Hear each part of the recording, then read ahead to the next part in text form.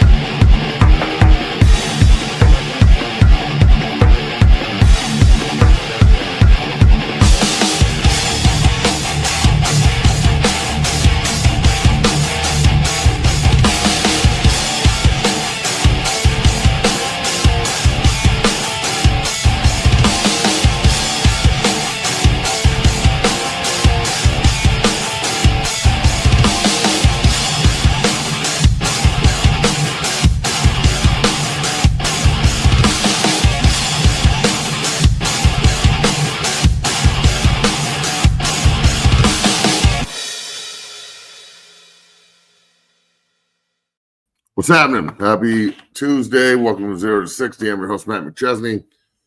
Bailey's on the ones and the twos. We have a lot to talk about today. It's going to be a quick show, but we will get to the point and try and get you out of here. So let's roll, Bailey. Let's roll. 0 to 60, the premier show for Colorado Buffaloes football coverage. We're in the building on this fine Tuesday. If you're watching, pound that like button, subscribe, and become a member. The show is brought to you by the Believe Network and FanDuel.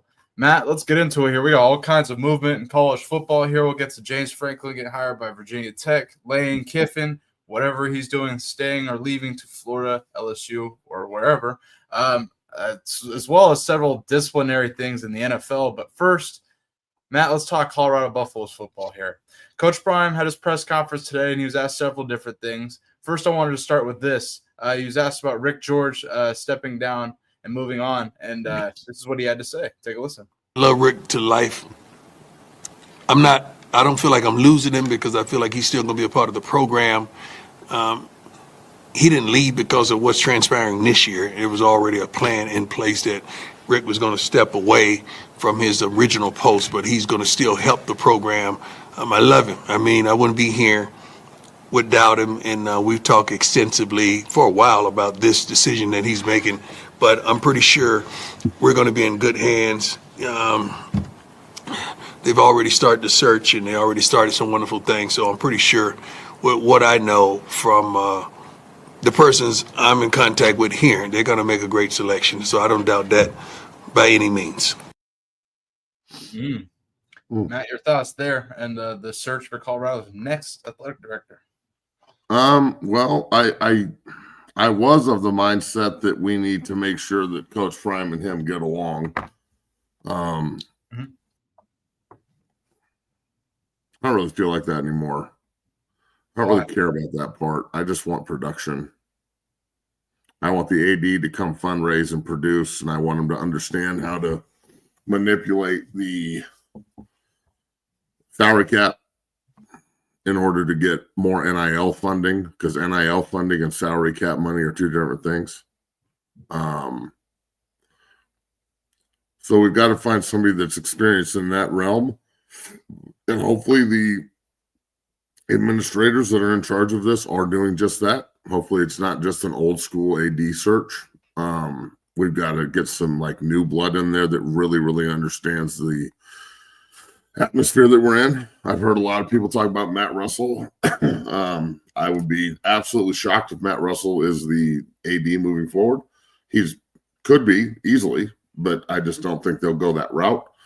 I think Jeremy Bloom would be an unbelievable athletic director, but he's the CEO of the X Games and runs a Fortune 500 company. So, and Bloom's only like 41. I don't think that he would do that right now. I think Bloom at 61, like Grandpa Bloom, I think Grandpa Bloom would probably be the AD. I don't know if 41-year-old I'm ruling the fucking world. Jeremy Bloom would be the AD. Maybe not. Maybe Just not.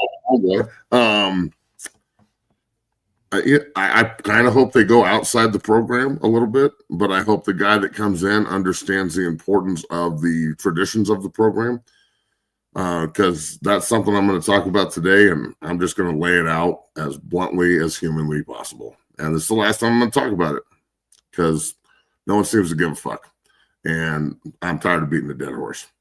So I hope the athletic director understands the new landscape we're in. I hope we don't go cheap. I hope it's somebody that we can find in the community that already has connections like Coach Prime. One thing I'm kind of frustrated about with Coach Prime is he has all these connections to the Almonds and Aflac and all this other shit, but you only see one or two kids on commercials. You know, it's not, and look, maybe the other guys, they're going to talk about in the press conference all the mistakes they made in the transfer portal, and I'm probably going to contradict that a little bit.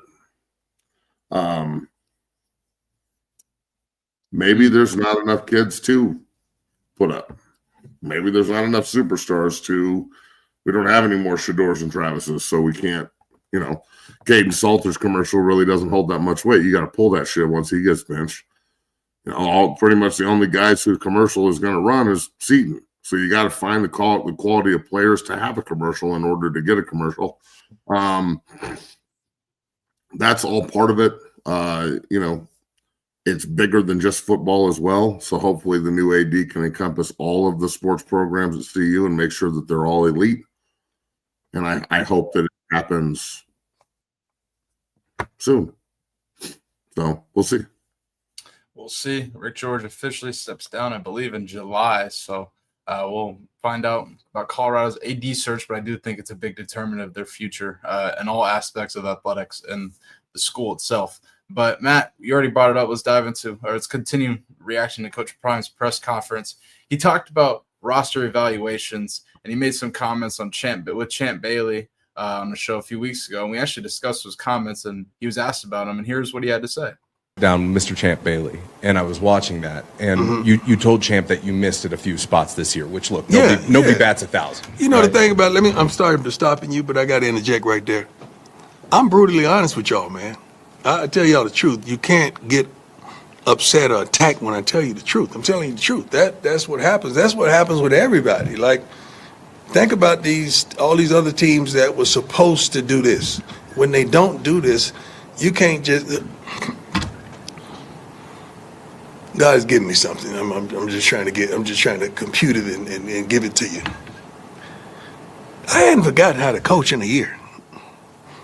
Like I hadn't forgot how to coach in a year. A lot of these wonderful coaches out there that is not winning this season, they hadn't forgotten how to coach in a year. We did some things we should have done. That's on us. Matt, that was an odd, long-winded answer there.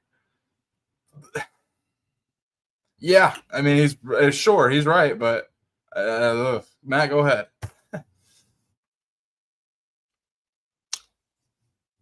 I don't think I can answer this question. Like, I don't think I can react to this clip properly, Bailey. And you know why. Mm-hmm. And the business that I'm in, it takes all of us. It's not just about coaches or players. It's a combination of both. And to just sit there and say, like, well, we made mistakes in the transfer portal and that's why we're 3-7 is the most ridiculous thing I've ever heard in my life. It's ridiculous.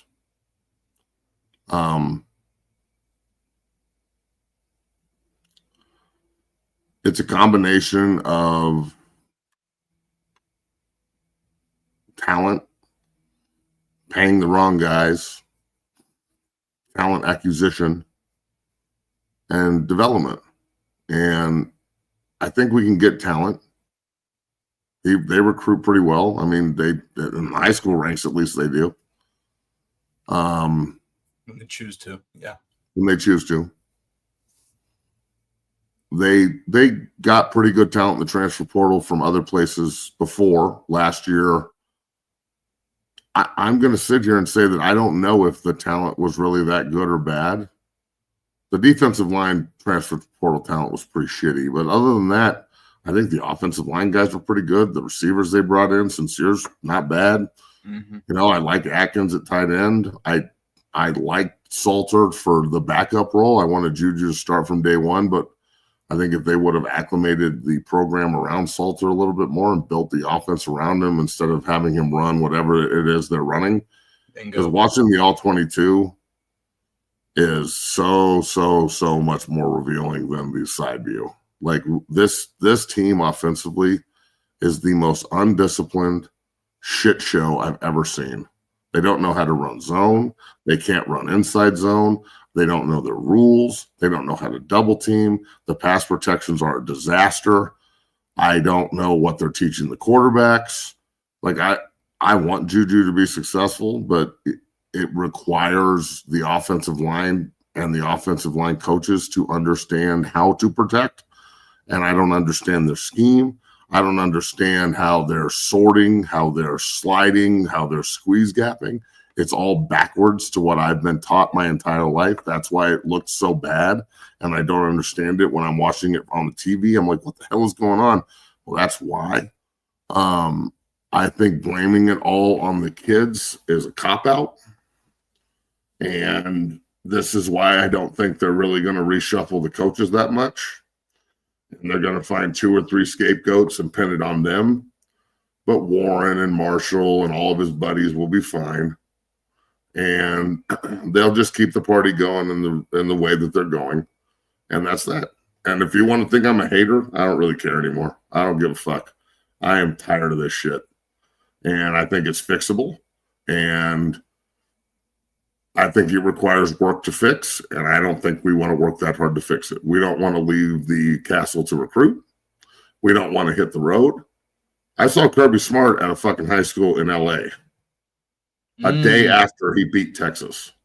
A day. That means that he got home, took a shower, kissed the wife, slept for an hour, got up, took a shower, got on a fucking plane, and flew to L.A. to see a 5-star recruit. Kirby Smart can do it.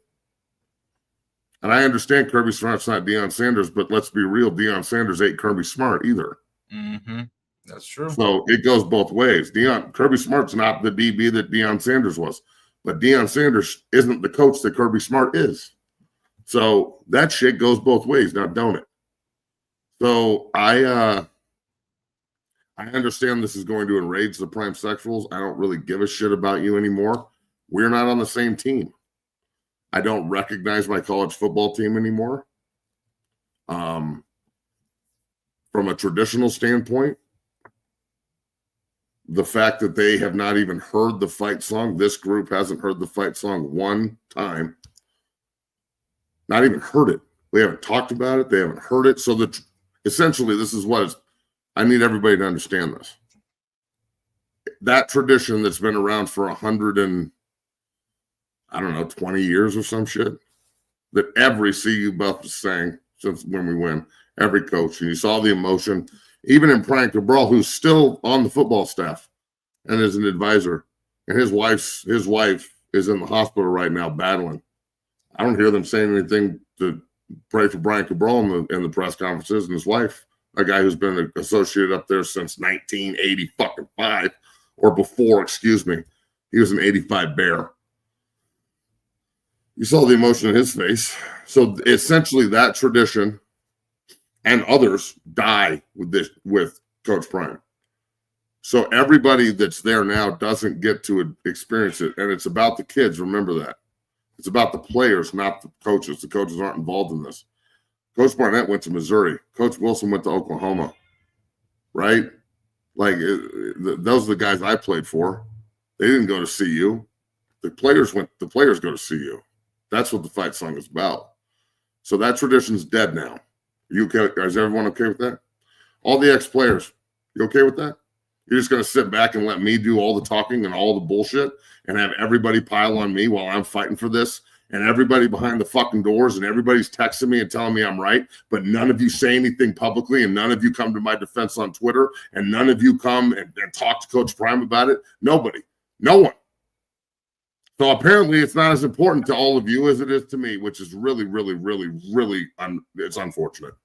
To the fans, are you okay with it being dead? I know you get to sing the country club version in the motherfucking stands, but are you okay with us not singing it? Because the fact that players up there don't even know how to sing. Arden Walker, his dad sang that song after they won a national fucking title. He doesn't get to sing it. His last hurrah at CU on Saturday night against Arizona State. I hope they get a dub. Arden Walker doesn't get to sing that song one more time. I'm sorry, but this is bigger than you, Prime. And this is the kind of shit I'm talking about. Yeah, did you make some misses in the transfer portal? Yes. I don't give a fuck. If Joel Klatt doesn't have a problem, oh, it's Mark. Hi, Mark. Oh, never mind. Mark, I'm glad you're on again, Mark.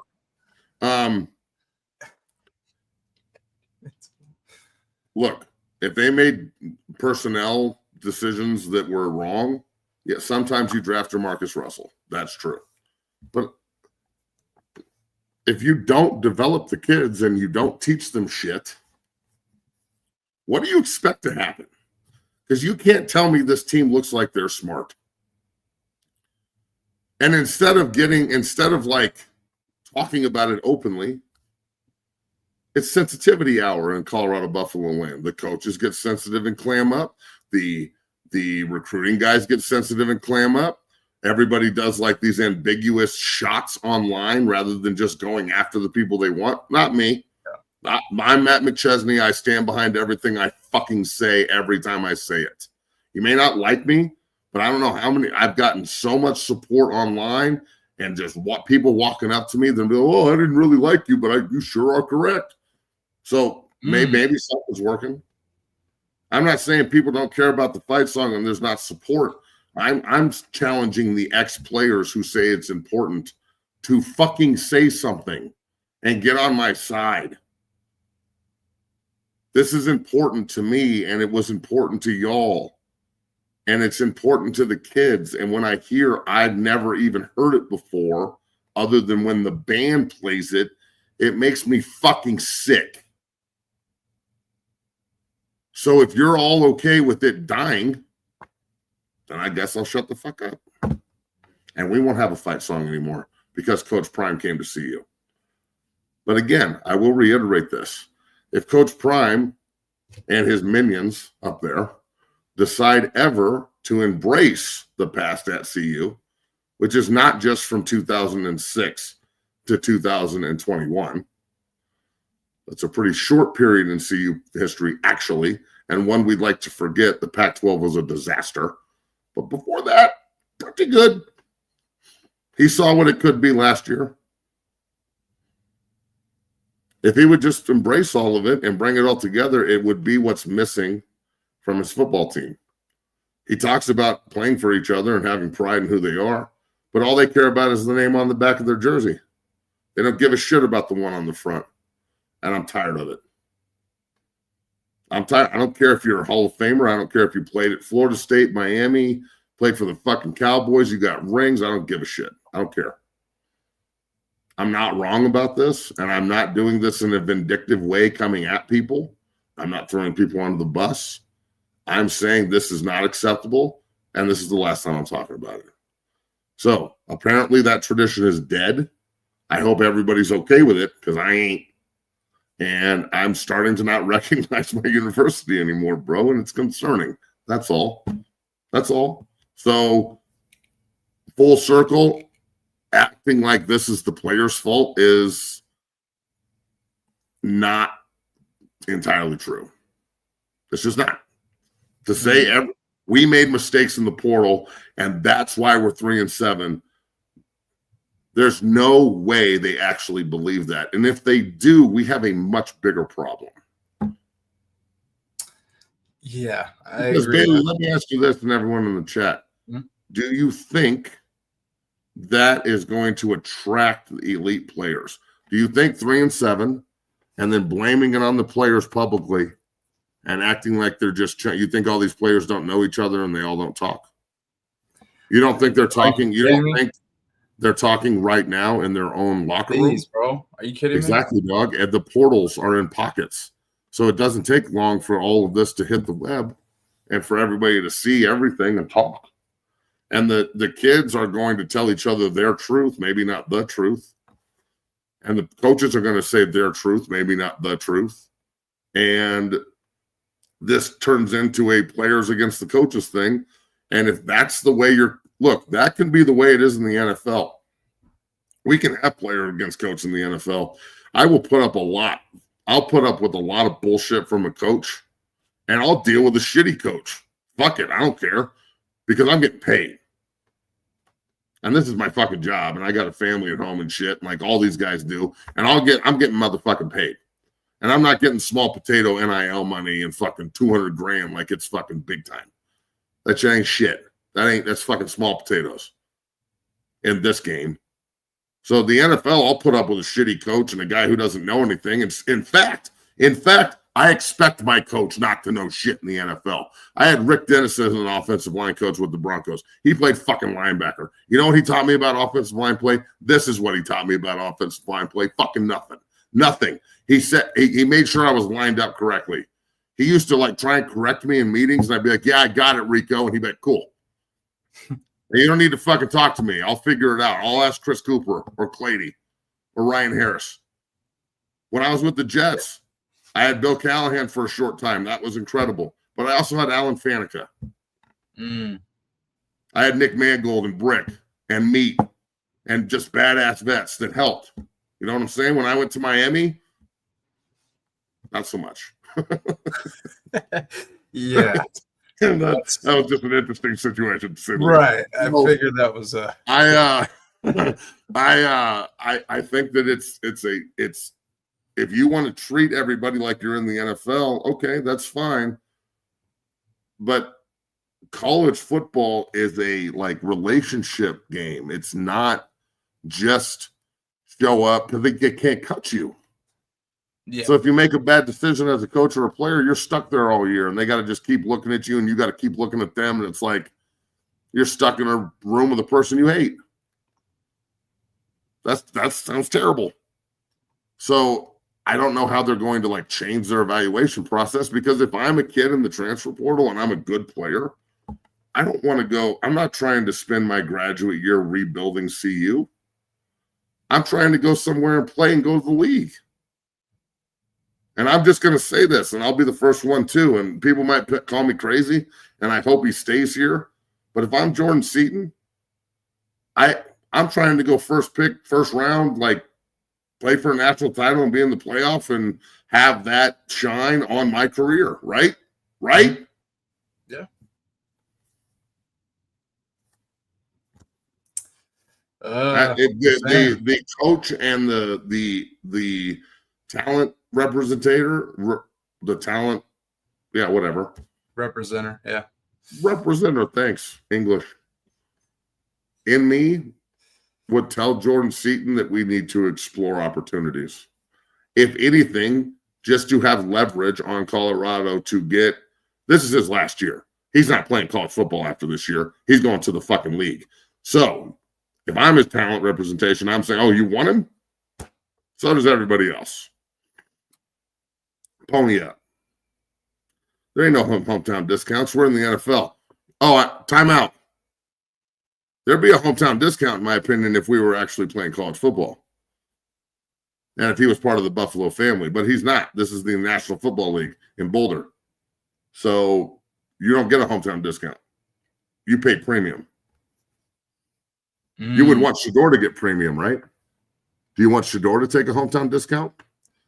How about Travis? Did he take a hometown discount? I don't think so. I think they were 1 and 2.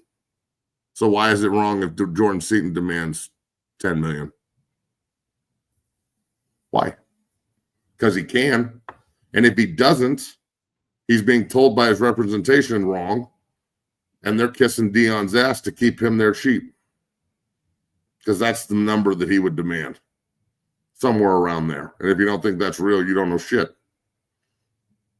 If Jordan Seaton went in the transfer portal, he would already know where he's going because tampering's legal. And if you don't think that kid's getting phone calls, you're high.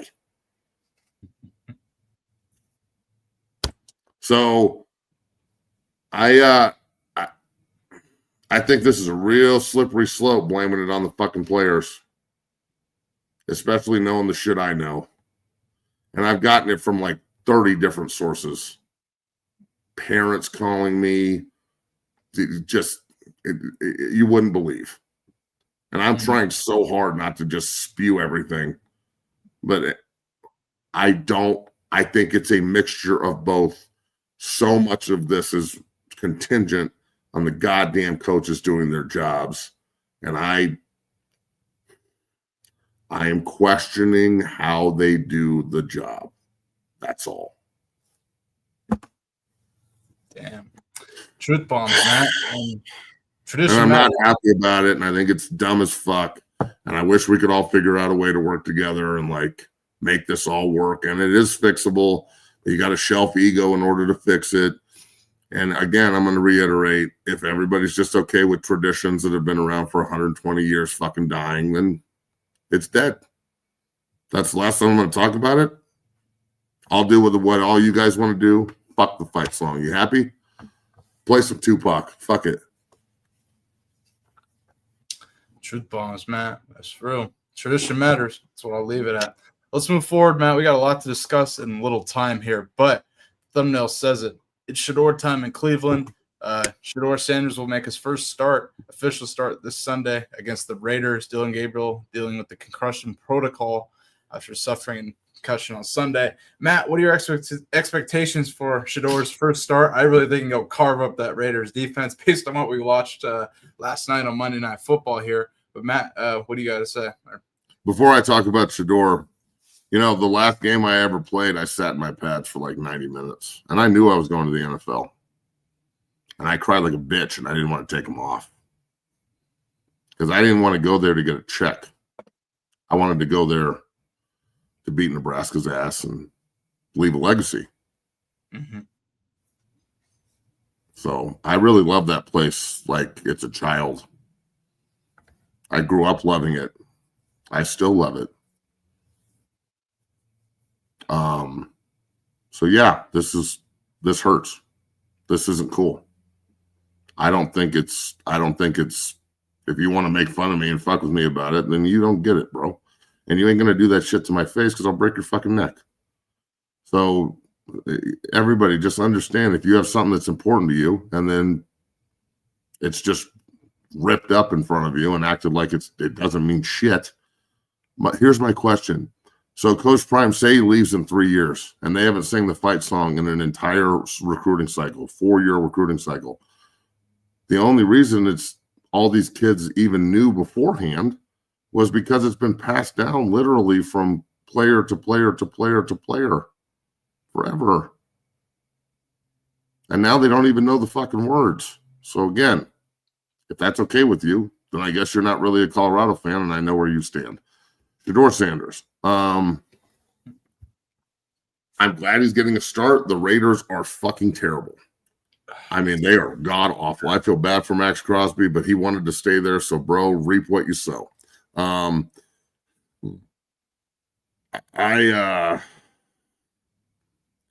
hope that Shedeur handles the week correctly. I hope he gets all the 1 reps. I still have to remember that he plays for the goddamn Browns. So this could be a shit show, and we just don't know. I hope that he goes in there and carves them up, and we have something good to talk about. If he doesn't play well, oh my God in heaven, the Monday show is going to be – JB's show is going to be a disaster because he's just going to laugh the whole fucking time. Okay. And I'm not going to be able to defend it because tape don't lie. So, yeah, I hope he does well. Fuck. I'll tell you this. How many times have I said flashing all that jewelry and money and shit was going to get him robbed? How many times have I said that on this show alone? Yeah, you have. How many? You've said that a lot over the years. I say it all the time, like all this shiny bullshit and all this look at me. That's going to attract people to fuck you up and rob you that don't care about you and don't care about your dad. Oh, look, Shedeur's fucking house in Cleveland's getting fucking robbed while he's not there. He's playing, yeah. Like it's And what did they take? 200 G's? 200,000 in property. Unbelievable. This is what it is. Matt, you did say that, and this is. And look, I'm sorry, but target on his back. I mean, I'm old enough to remember Sean Taylor. I'm old, like they followed his ass home and just stake out. Decided to home invade, killed him. He fought him off with a machete. I'm glad Shedeur wasn't home. People making a joke about this. This shit ain't cool. You think, like, I don't think they would have done it when he was home because they seem to understand his schedule, which means maybe it's somebody he knows, which is even worse. Well, think about it this way. Like, Matt, like the Browns' itinerary is pretty secret, you know. It's not like they're going to tell people when they're going to the airport and shit and when they're gone. They know you got an away game, but at the same time, like, you don't know who's at the house. You don't know if his girl's there or if his fucking cousin's there or if his brother's there or whoever the fuck, you know what I'm saying? Like, they had to, they're not like doing it, they're not trying to be sneaky. They just walk up and open the door and go in. That tells me that they probably had intimate knowledge that he was gone. They knew how to get into the house. Bro, you might want to check your fucking circle. Because to think there's not hangers on the Sanders family is fucking crazy. Everybody wants a piece of it because they can't do it. Facts. He's better move like the president going forward. And Matt, think about this. I mean, he's already got a target on his back, but you know how they film everything, right? And then you know he does the vlogs and everything else, and Bucky films everything. I mean, hey, and going forward, you better move like the president, especially with that, because I mean, you can't afford to have this shit happen again. They're a massive target on it. No matter if he does well or not, he's going to have a target on his back. So he's got to really watch how he moves, especially when he's Matt, they're filming everything. And so and when you're doing the vlogs and everything, you're casually filming at your house. Like, because they film everything and everybody films everything. This isn't something new to the Sanders family. I film everything, but I'm filming push-ups. I'm not like showing off some $100,000 fake chain. If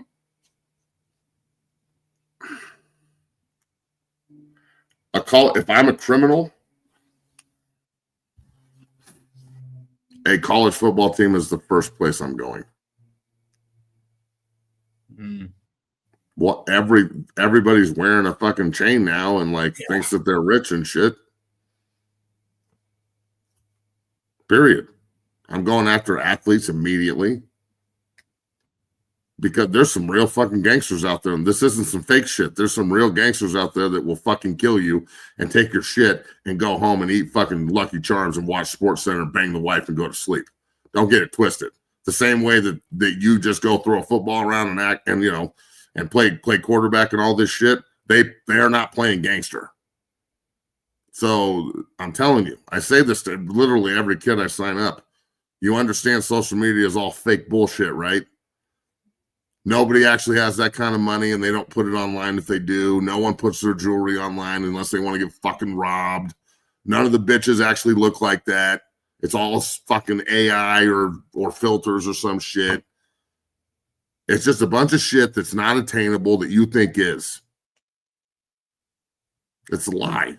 Well, if you're in that position and then you walk around like nothing's ever going to touch you, because that's the other thing, I bet you he has got fucking bodyguards now. Yeah, no doubt. And he better move like the president of politician here. Because I'm a racist because I said people wear chains. Okay, fucking miss me. Cool. Thanks, bro. That's awesome. Have a great Tuesday. Miss me that. Did he not just get fucking robbed for $200,000 worth of shit? You dumb motherfucker. God, dude. Fucking go jump off a building, stupid fuck. Matt, let's move on. Again, has anybody ever fucking listened to Mona Lisa before? How about you, guy who thinks I'm racist? Huh? Go listen to Mona Lisa by fucking Lil Wayne and tell me this shit doesn't fucking happen every fucking day. And not just to athletes. Shut the fuck up. Let's go, dude. Let's keep talking. I'm tired of these simple-minded fucking morons. We're going to go rapid fire throughout these last 10 minutes here, through these last topics here, because I know Matt was short on time. But Matt, let's start here. James Franklin hired as Virginia Tech's next head coach, and I think he's already been on the recruiting trail out there. I think he's going to really, really turn them around, and I think he's got all the resources to do it. I mean, he was just at Penn State, Virginia Tech. That ain't that far. I think he could really be effective quickly there at Virginia Tech. Matt, what are your thoughts on James Franklin taking over there?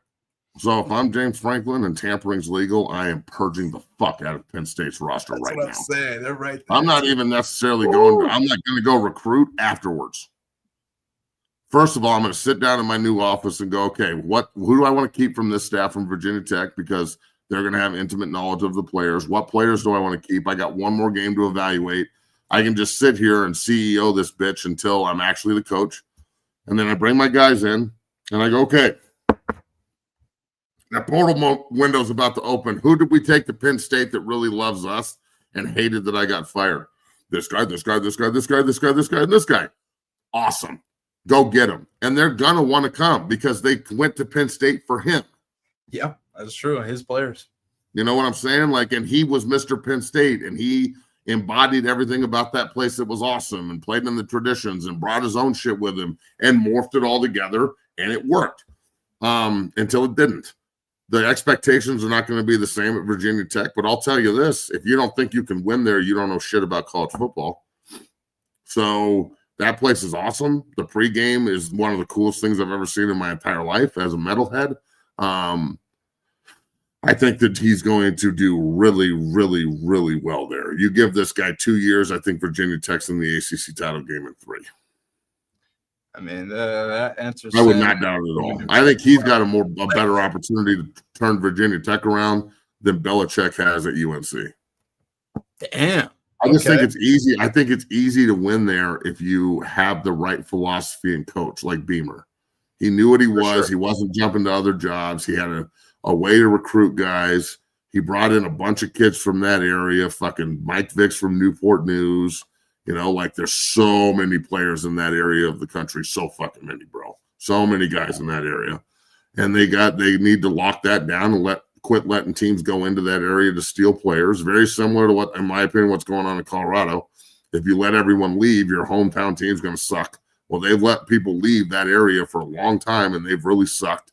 I think Virginia Tech can be special, bro. And I think the ACC is really fucking like open for the taking, honestly. Oh, yeah. I mean, that's a wide-ass open conference. So especially I like this. I'm glad that he didn't sit around and just collect buyout money. He's going straight back in because he's a coach. He doesn't want to sit on his ass and watch. He doesn't give a fuck how much money he has. He's already paid. The buyout money is now void because he got hired by Virginia Tech. Go to Virginia Tech and make Penn State look fucking dumb. I wouldn't be surprised in 2 or 3 years if he's hoisting an ACC title trophy and going to the playoff and Penn State's 6-6. Ooh, damn, that's a bold prediction, but one I could really see. I mean, Virginia Tech, he's right in that same area. There's a reason he picked this job. Like, I think he could really be effective quickly there. Like you mentioned, Matt, that Enter Sandman's going to be fucking electric next year. What do I think about Fran Brown at Syracuse? I like him. I think he's got a hard job. I think Syracuse is hard to recruit to. It's far as fuck. But I do think that he's building something. They've had a shitty year this year, but I think they'll be better moving forward. They would have been better had they kept their quarterback in Jelly because he was really the life of that team. John Leavitt, shouts to the donation. He says Rich Rod got his first big high school recruit today. I believe big tackle. He committed on McAfee. Hey, Matt, what do you think about what he's doing at West Virginia? The Camden kid? Yeah, I believe Camden number 77. I want to say big 6'5", 290 kid. Big white kid. Yeah, bro. I'm pretty sure that's that some bitch. Dog. I've retweeted a bunch of his shit. And like we follow each other and talk a little bit. Mm-hmm. That kid is a fucking monster. I sent Nick his highlight tape. Find his highlight tape. You know the kid I'm talking about? I'll see if I can find it real quick on my end here. But so I sent Nick this kid's highlight tape, and I was just like, "Look, it's about Kevin Brown. He's committed on McAfee. I don't know if it's the same kid. What's his name? This kid, his name's Kevin Brown, 6'5", 290, out of Harrisburg, Pennsylvania. Brown. I don't think this is the same kid. They've got another guy that's committed to them that's another offensive lineman who's a monster too. And look. I think this is the same team that's offered Landon Drum. He's handed out there this weekend to watch the game and visit and see West Virginia. When Landon's dad played at CU, he was Brandon Drum. If you don't know who Brandon Drum is, that's not surprising. I think West Virginia has the potential to be really fucking good. I've watched Rich Rodriguez turn that place into a goddamn factory. He definitely can do it again. Of just dudes. Irving and Pac-Man and fucking Slayton and Tavion Austin and Pat White and like the fucking psycho fullback who used to fucking hit himself with his own helmet. And they had NFL players all over the fucking place. So McAfee, obviously, a punter who tackles. Yeah, I think West Virginia has the potential to be a powerhouse under him. Yes, it's the only school there. People really give a shit. It's about funding now and being able to compete because the $20 million everybody gets is just a baseline. Now you're going to have an AD that can actually use connections to go find extra money for big time players. Like, yeah, we got $20 million. How are you going to pay Jordan Seaton 10? I'm going to pay Jordan Seaton $3 million out of the 20 to make sure he stays here, and I'm going to go find him 10 more as the athletic director and my cronies and everybody else with the help of his agent, who I don't know, and hopefully he's got a good one. And then we're going to go find that money in sponsorship dollars for him, and we're going to walk up and say, "Please don't leave. Here's $13 million." Because, again, I know everybody thinks that's a lot of money, but when he goes number 1, number 2, or number 3 overall next year, and that kind of shine on the program that doesn't produce offensive linemen, but we got one going in the top 3, and then he goes to the NFL, what's the third pick get? What's the first pick get? About $50 million? Yeah, small fucking potatoes, guys. So again, it all goes full circle. If West Virginia supports Rich Rod and what he's doing, they will win. If West Virginia goes cheap, they will be average. If West Virginia doesn't give him the resources to win, he will get fired and blamed, period. To act like CU doesn't have the resources to do it correctly is ridiculous. They have an unlimited budget to hire coaches. They have an unlimited budget to get players. Bingo. I agree with you, Matt. Let's stick on coaches. Final coach I'll ask you about before we get out of here. Lane Kiffin, he went on McAfee today to discuss this. Apparently, Ole Miss gave Lane Kiffin a buyout here for the Egg Bowl on the 28th of November here to decide whether he's staying at Ole Miss and signing an extension or going to Florida or LSU. Why are they doing this? It's their I mean, what else? It's their way of keeping. I am putting my foot in the sand. Lane, you either commit or leave. Okay. Fuck you. I'm out. According to Brett McMurphy, if Lane doesn't meet the deadline, Ole Miss would have to decide if it would allow him to coach in the playoff. What? Okay, now that's this sources is told on exactly Lane. Hold on, and Lane this denied is this exactly on why you should fucking leave, Lane, right now. The minute they put this out and you read it and go, oh, so if I don't tell Daddy up in the AD office, who I've made a ton of money, as I turned the Ole Miss Rebels Confederates into a playoff team with a ton of first rounders on the field, and they're always ranked in the top 10. And I'm cool ass Lane Kiffin, and I got a following around me, and everyone loves him down there. So instead of trying to like figure this out behind closed doors and make sure he doesn't leave and making him the highest paid coach and all that shit, we're going to do this publicly. We're going to make a post and threaten you and say, if you don't tell us what you're doing by the 28th, we're not going to let you coach in the playoffs. So they're going to sacrifice the playoff win potentially and a national title run because he doesn't want to tell them what he's doing yet because he doesn't know. I bet you he knows now. If he goes back to Ole Miss, I would be shocked. Florida's out. If LSU is on the table and he can go to LSU, I'm gone. Peace. You can play me every year, Ole Miss, and just sit there and go, well, I really wish I wouldn't have fucking done the tough guy role and fucked this up because now we're stuck with Jerry Kill. Jerry Kill's a great coach. No offense to Jerry Kill. Shout out to Jerry Kill. He's a great coach. Hell, we love you, Jerry. That was fucked up. That was a let me say this. Lane went on McAfee today and said it wasn't true. Something tells me this is true. I don't care. I don't care if he says it. The fact that he said it wasn't true makes me think it was true. Fucking idiot. But no, I'm telling you, this is about to go down with Lane here. I personally think he stays. I think he's built Ole Miss up, and it wouldn't really make. I mean, God, the only place I can see him leaving is Florida. Are you telling me this is going fake? to LSU. You're telling me this story's fake?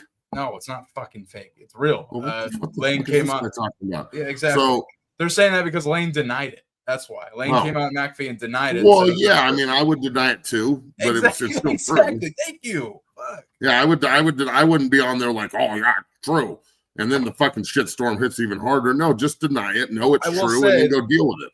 LSU flew Lane Kiffin's family members and Florida did as well out to Baton Rouge and Gainesville. So that's an interesting tidbit.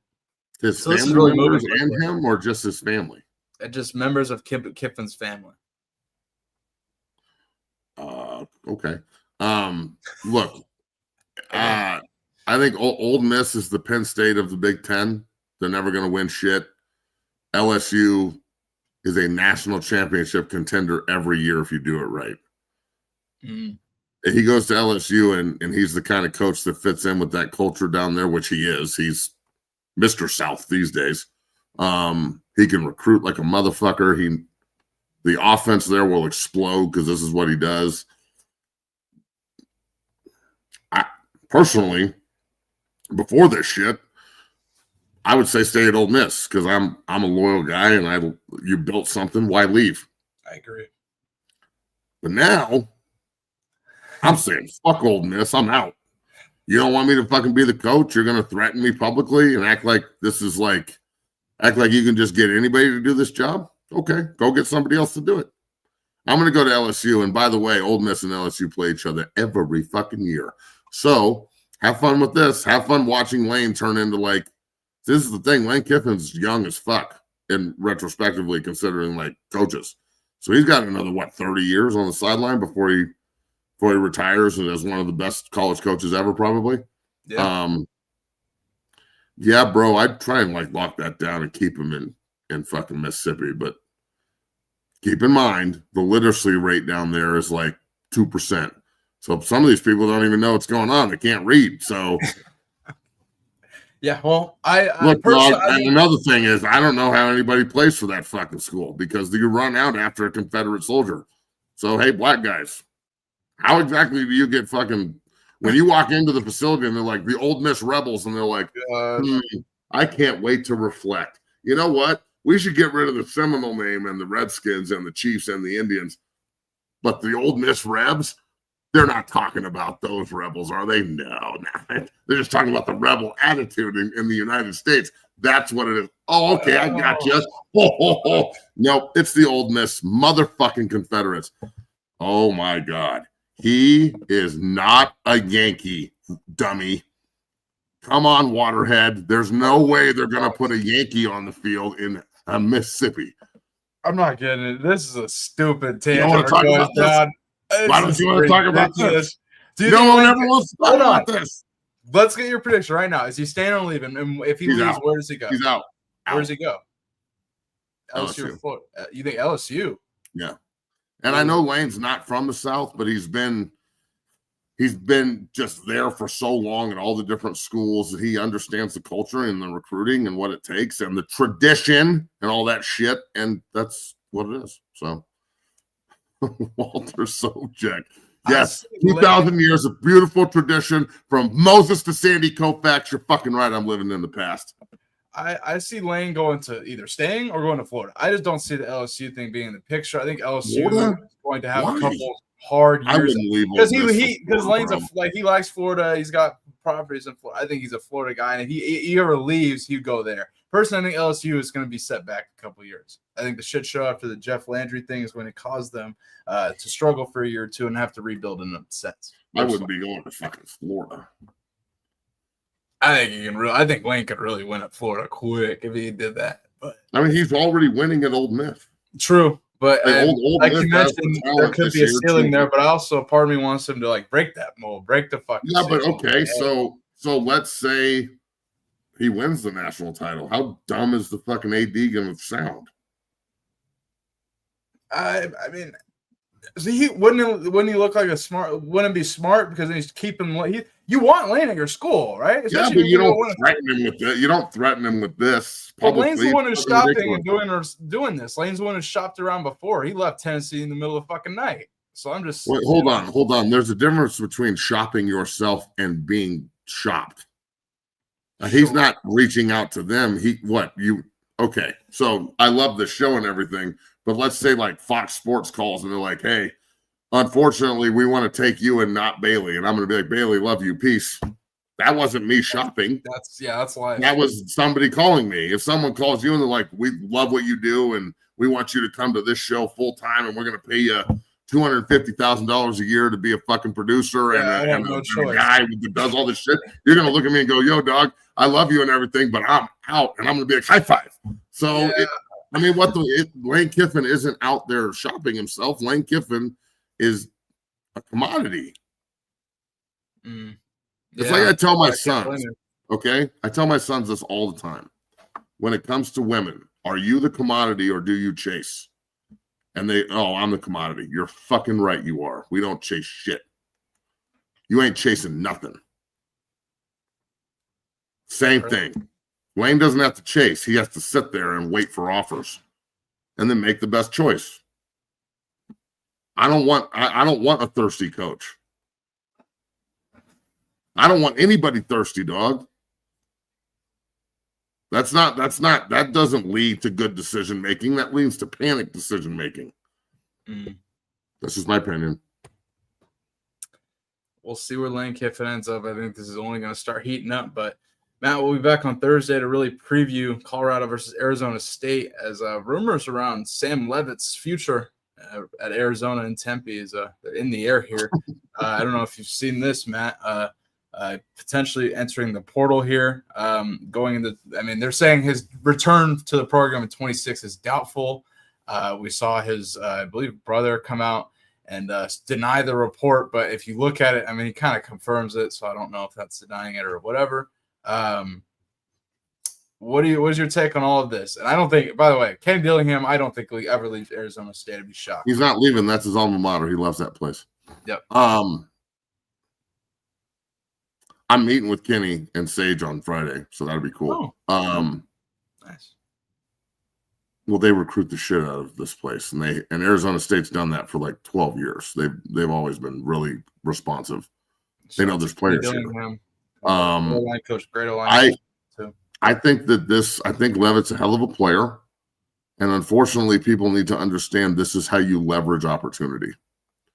Social media, the same way that Jackson Roper gets Michigan one day, and then I just make a simple phone call to Ohio State and go, really? And the next day, Ohio State's offering. Now, it's because Roper's a hell of a player, but it's also because they want to keep up with the Joneses. That's why you see mass offering.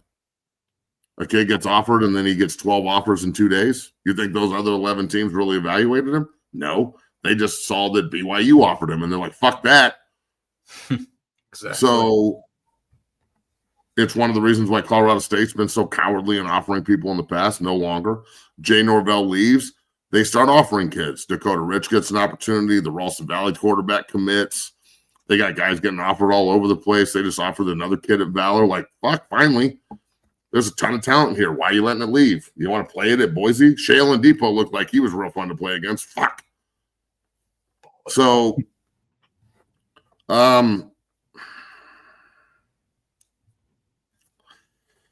look, Leavitt has the hammer in his hand right now. He's a first-round projection, but he got hurt. He's got one more year to play. He wants to either get paid market value for what quarterbacks get paid at his level, or his agent and him will use the leverage they have to go somewhere else. And how can you be mad at him for that? This is the setup everybody wanted. Remember, no rules, tampering is legal. The minute he got hurt, people started calling him and calling his representation. Because I'm not going to say agent, because I represent a ton of guys and I'm not an agent. Although I'm meeting with Chad Brown and Clay Barnett in about an hour. Oh, yeah. We are about to come together in synergy and take over the world. Look, dog, this business is cutthroat. To the people who, myself included, who love the traditional sense of college football, we got to just understand it's dead. It's dead. And that's cool. It's what it is. So there's no way to get around negotiating. This is what it is. And when you have the power of social media and public influence, because the minute Leavitt puts this up, you can gauge how many people from Arizona State community want him to stay and want him to leave. How many people like, fuck this traitor, and how many people like, please do whatever you can to keep him. They're watching that. They're going to see what people say. Even if you don't think they are. Everyone does. Mm-hmm. Like everything, people don't notice this, but everything, like the picture of Xavier I posted yesterday, I had a couple people reach out on DM and be like, well, do you feel like you need to hide that from the coaching staff? And I'm like, no, dog, I tagged Coach Prime in the picture. Yeah. I tagged Prime, I tagged Dre, I tagged Bucky, I tagged everybody. I tagged CU in the fucking post. I'm not Batman. I'm not operating in the fucking shadows and shit, bro. Like, we're doing everything in the light of day so you can see it. Exactly. So again, this is being done in the light of day in front of us. The denial is just as planned as the post, right? You post that Sam Leavitt's going to the transfer portal. 3 hours later, there's a denial, not by him, of course, but by his brother. Now the speculation begins, and people start talking about what he's worth. And now you can go back to the coaching staff and be like, look, there's a bunch of turmoil out there, even though you started it. Look, people are clamoring for him to stay. People don't want him to stay. Fucking Auburn offered him $7 million. Can you match it? And if Arizona State can't, which I don't think they can, because I hear Kenny Dillingham yesterday begging people in the community to sponsor his kids. Did you see that clip? Mm-hmm. Bro, Kenny was literally on there like, our athletic director in the community, all these kids at the school that can represent your businesses, from a fucking car wash to a hot dog stand to a Chevy dealership. It doesn't matter. Anybody can represent anybody, and NIL, blah, blah. We need your help, blah, blah, blah. That tells me that if he's doing that publicly, that they've got a real problem with the NIL. Not the $20 million, with the financial support from the community on sponsoring the players. But if as a business owner, you've got to really drive the needle for me to put hard-earned small business money into a sponsorship. So most small businesses aren't going to pony up a $250,000 fucking NIL deal. And even that with a big-time player that has like say they're a $1.5 million player on the salary cap. And then the agent comes to him and go, hey, I got a deal for you for $150 to do 10 commercials for a shoe store or something. Well, the smug people will look at that and go, I just made 150 is not enough. And the small business is like, fuck, bro, that's 6 figures. I'm trying to help, and they're throwing it in my face and saying it's not enough. That happens all the fucking time. Yeah. Well, I think... And I will end it on this. Just call out Prime. I do. All the time. Did you not listen? What do you want me to do? Like start ridiculing the man? That's not. I don't know. What did you listen to? I literally talk about all these fucking issues constantly. And we make verticals and put them on a platform where there's 350,000 people on TikTok that see it, 50,000 people on Instagram that see it, and 35,000 people or some shit on 30,000 on Twitter that see it. And he follows me on all the profiles. We DM each other all the fucking time. I tag him on everything. I'm super critical. I hate the fact that they don't value tradition. I don't know why they don't want to do it. I literally plead with him. I send him direct messages and messages all the time like, yo, let me teach them how to do this. It might be what's missing. I don't even get a response. So obviously it's not important. But just because they don't think it's important doesn't mean I don't. So I'm going to stop talking about this for a while, but I don't know if I'm going to be able to do it forever. So I'm very critical. And yes, I am a businessman. Yes, I'm running a business to help players. I'm really critical of their offensive linemen. It's weird that one came down yesterday for 4 fucking hours and watched a ton of film on the opponent and what we did in the past and a ton of NFL stuff and did 90 minutes of technique work with me and can't wait to come back and get more work and shit. Yeah, that's weird considering nobody likes me. I think maybe y'all don't know shit. And that's cool, man. I'm not coming down to Michelin Tire and telling you your business. So let's try and refrain on trying to tell me mine. This has been a great show. Bailey, you're the man. Thanks to the 750 in the chat. Thursday we'll be back. We're probably not going to have any like, you know, people on this week. It's last home game. My son plays, well, his team plays at like 1:30 on Saturday. We're probably not going to be able to make the game, which sucks, but it is what it is. Yeah, it is what it is. So Bailey, good shit, and great show, fellas. Pound the like button, subscribe. Great show, pound the like button. You see this comment? Crack me up. I like after the game. They make me laugh, dog. Yeah. Appreciate you watching, bro. Look at this one.